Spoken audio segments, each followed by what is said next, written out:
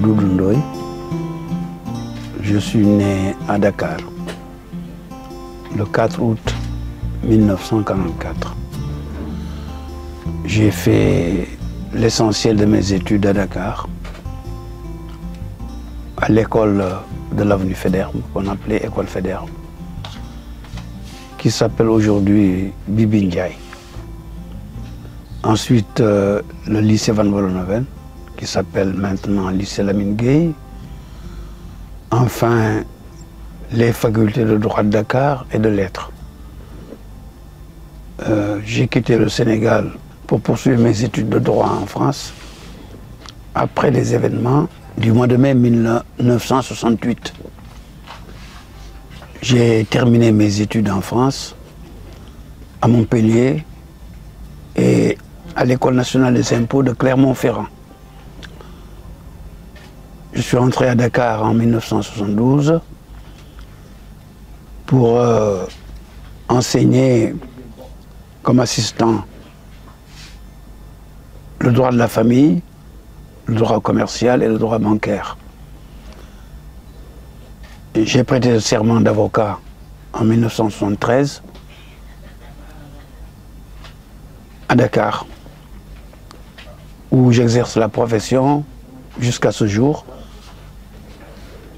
mais cumulativement pendant une longue période avec les barreaux de Marseille puis de Paris. Je suis retraité du barreau de Paris à l'heure actuelle. Je poursuis la profession d'avocat à Dakar.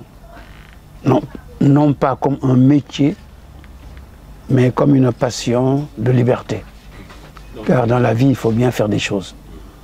C'est devenu pour moi une passion de liberté. Ce n'est plus un métier.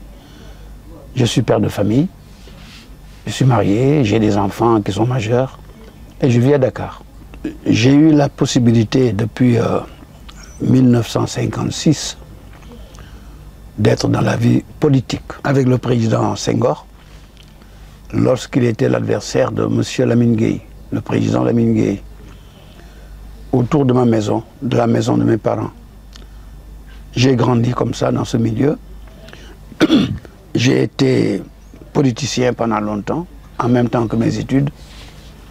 Et je suis arrivé par la volonté et le désir du président Abdou Diouf à être député, ensuite ministre de la Justice du Sénégal. J'ai tenté des réformes difficiles. Certaines ont été réussies, d'autres n'ont pas été suivies d'effet. Mais j'ai participé à la vie turbulente du Sénégal et j'ai pensé maintenant qu'il est temps d'éclairer simplement certains aspects de ma vie que probablement les Africains et les citoyens du monde qui m'ont connu n'ont peut-être pas compris. Certains événements de mon existence méritaient d'être clarifiés, tout simplement.